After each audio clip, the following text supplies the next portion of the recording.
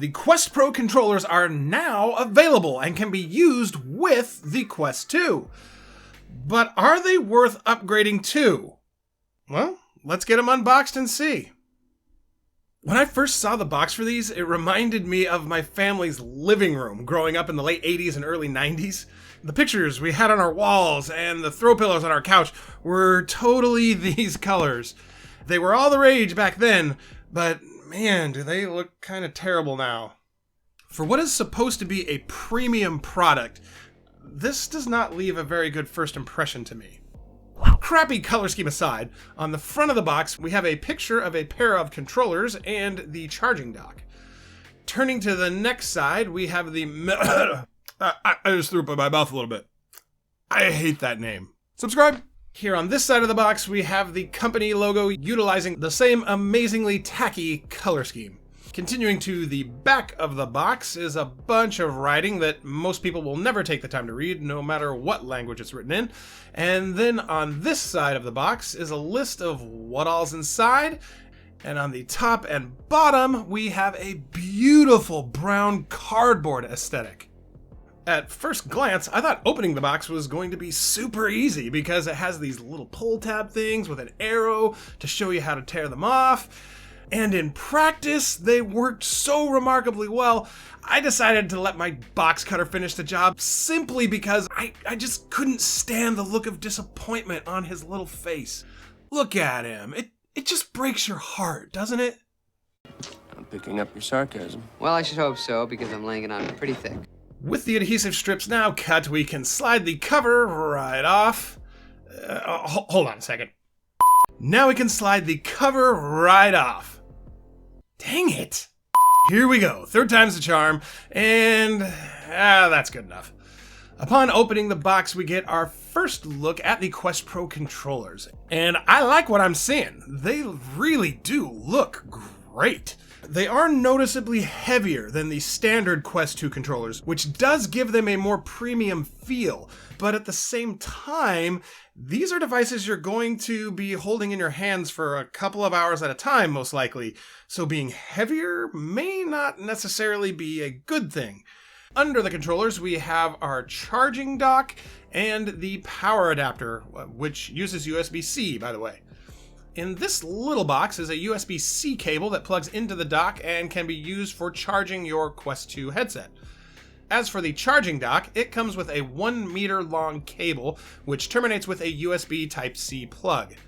The last things in the box is the obligatory safety and warranty information, a quick start guide, and then these stylus tips, which you can install in place of your wrist straps so you can use the controllers as a ridiculously oversized writing instrument in certain apps that support that functionality. Don't worry, I did check under this last portion to make sure that was everything, and it was.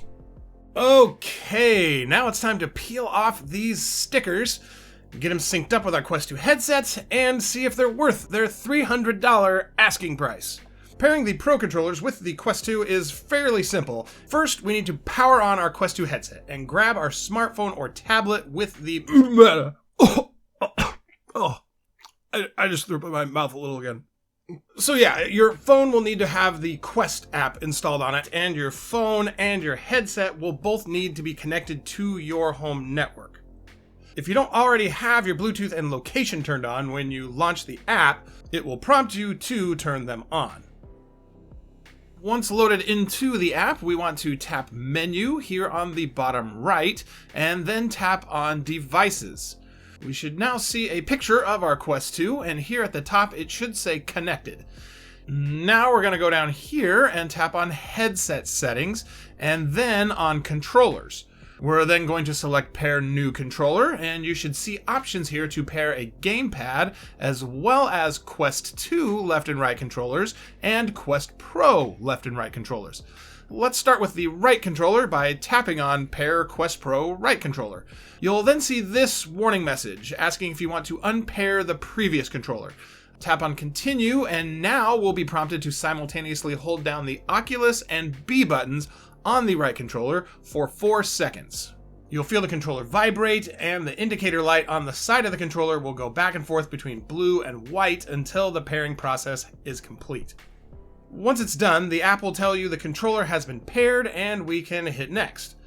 You'll then see this screen saying the pairing is complete. Tap on close, and now we'll repeat this process for the left controller. Tap on continue, hold down the menu and Y buttons for 4 seconds. The controller will vibrate, letting you know you can release the buttons, and just like with the right controller, the app will let us know it's paired. We can hit next and then close.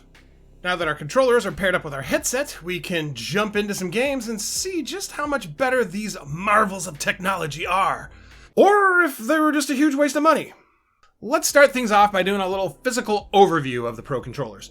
The shape and ergonomics of the controllers are identical to the Quest 2 controllers, but minus the tracking ring, of course, and the thumb rest portion here, which is angled on the Pro controller. In place of the tracking ring, the Quest Pro controllers have 3 cameras on them, which they use for inside-out tracking.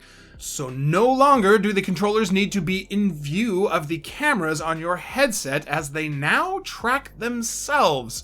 Each controller is equipped with a SnapDragon 662 CPU to process the video and motion control data, which is the same processor found in a number of smartphones and is surely at least part of the reason why these controllers are so freaking expensive. The main body of the controllers is composed of this smooth black plastic on the top and outside portion, and a textured, almost rubberized feeling material on the inside portion that contacts your hands. Unlike the Quest 2 controllers, the Pro controllers have a built-in rechargeable battery, and this little guy here is the charging port.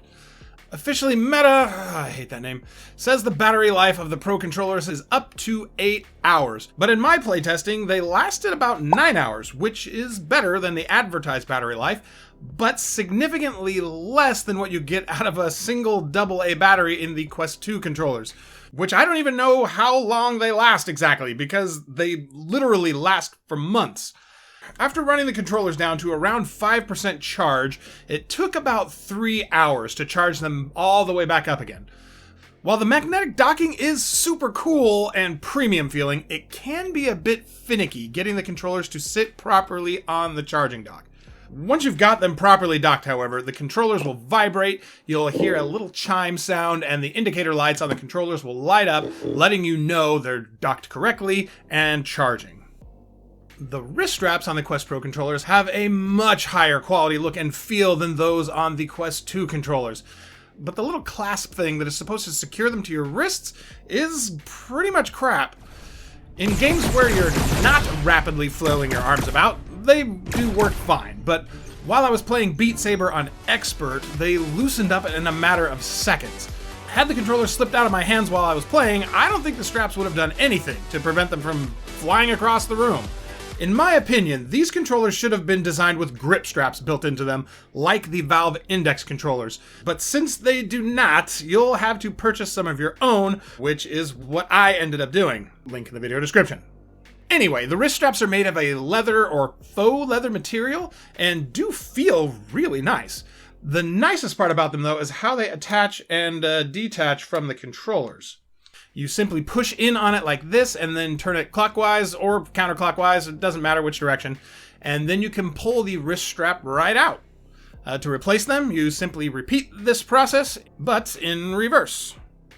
The trigger and grip buttons feel exactly the same to me on both the Quest 2 and Pro controllers. The A, B, X, and Y buttons on the Pro controllers are lower profile than their Quest 2 counterparts and have slightly less travel distance as well. The thumbsticks on both controllers look identical, but I feel like the Pro controllers' thumbsticks have a little more resistance than the Quest 2 controllers, but that could just be due to these being brand new, and I have a good 1.5 years worth of use into my Quest 2 controllers. There is a noticeable difference in weight between the Quest 2 and Pro controllers, with the Pro controller being the heavier of the two. When I put them on a scale, a single Quest 2 controller with a battery installed in it comes in at 5.3 ounces, or 150 grams. and a Quest Pro controller at 5.8 ounces or 166 grams. So not a big difference, but still significant enough you can feel it. Using the Pro controllers, I honestly didn't notice much of a difference in the tracking between the Quest 2 and Pro controllers. I will say the omission of the tracking ring is pretty great though. I often find them getting in the way in some games. It's most annoying to me in shooters when I'm using a pistol, two-handed, or pulling out and slapping in magazines. With the tracking rings gone, things feel easier and more natural. Even though I didn't notice a tracking difference, my 15-year-old daughter, who plays Beat Saber on Expert Plus, says the tracking on the Pro controllers is noticeably better.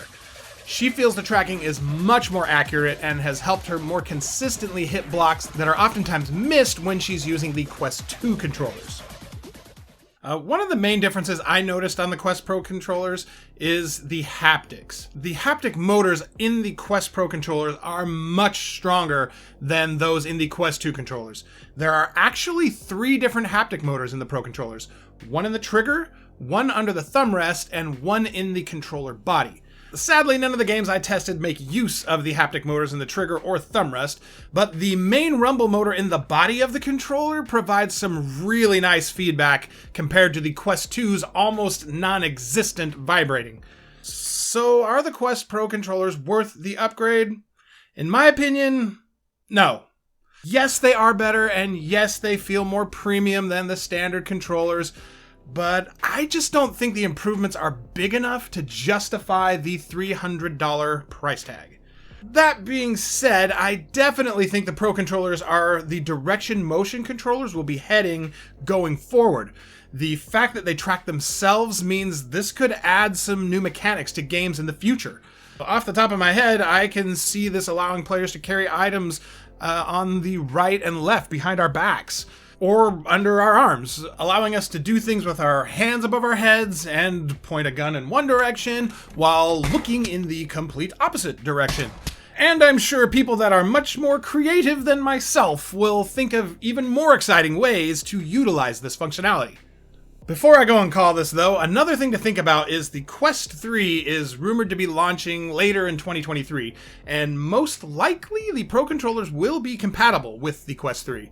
So for those looking to upgrade to the Quest 3 and wanting the best experience possible, the Pro controllers may be worth upgrading too. Now, there is a possibility the Pro controllers or a variant of them will come in the box with the Quest 3, but personally, I'm not so sure about that.